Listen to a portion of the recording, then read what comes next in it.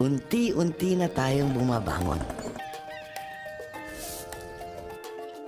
Nabibigyan na ng liwanag ang daan sa bagong pag-asa. Bata man o matanda, nabubuhayan na. May kapansanan man o wala.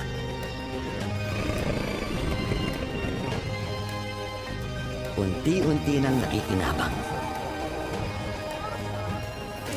At patuloy natin tutugunan ang mga daing ninyo.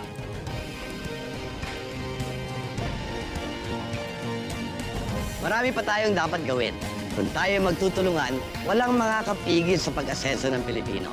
Ako po si Ralph Recto, katulong nyo sa pag-asenso.